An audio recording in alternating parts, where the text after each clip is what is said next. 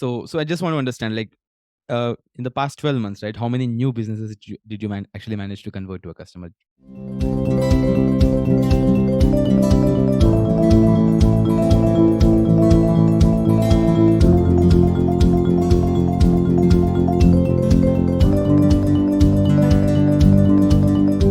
So Marina, one question here, right? So you mentioned you had around 2,200 business users. Are these 2,200 businesses, or are these seats across a bunch of businesses?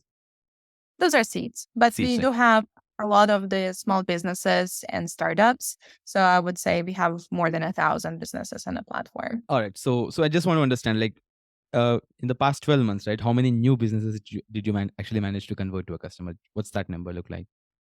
Yeah. So, I mean, like in general, we have around already like 1,000 businesses directly on the platform, but we also have about 384, Agents. I think it was earlier, like this week at least, Mhm. 384 agencies. So, those are also interesting accounts for us. All right. So my question is, so whatever funnel that you've just set up, right? So it's a bunch of collecting data from lead magnets, and then you've got a bunch of nurturing sequences.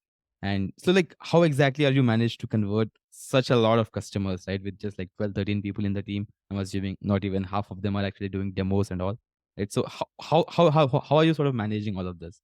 Right. So is it Yeah. primarily a no So touch model? Right? Are you primarily targeting bigger ones with your SGRs or your reps, and you're just leaving the rest to that no touch motion? Like, talk about what's happening internally there.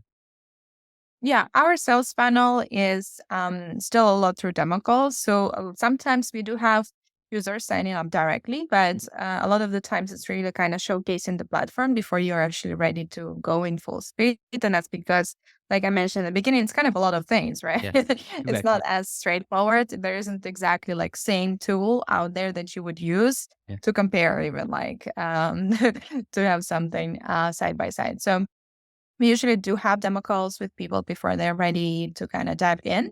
And usually we also have a few steps. It's usually on average about So, three calls and three touch points. how many demos did you do, let's say, last month?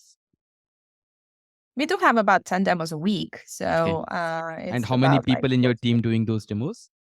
we have three people So who around are one doing the hundred, demos something specifically. like 100, demos a month. And how many of them do you actually manage to convert? So I mean, like every month we have new Yeah. customers coming up. So, but it's not that we have 1 month sales cycle. So usually the sales cycle is a bit longer as well. So we have about like 2, 3 months sometimes sales cycle, but of course, occasionally it's people just sign up. Sometimes people just sign up even without talking to us. That happens as well, Yeah. and it usually happens on a planning module versus advertising module Mhm. or both. So it really depends per product. And as I said, like we have two different products, so it really kind of Looks like changes based on that. But it's about I think last month we checked about 12% conversion from demo call to the actual sale. it looks like you've got a very powerful sales team, right? I mean, doing like 10, 12 demos a week, and then also trying to nurture them through those 2 month sales cycle. I mean, it's a lot of work, right? A lot of it is automated.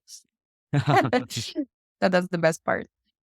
All right, that's fair. All right. Thanks for watching the B2B SaaS podcast channel. Please make sure to subscribe to the channel here.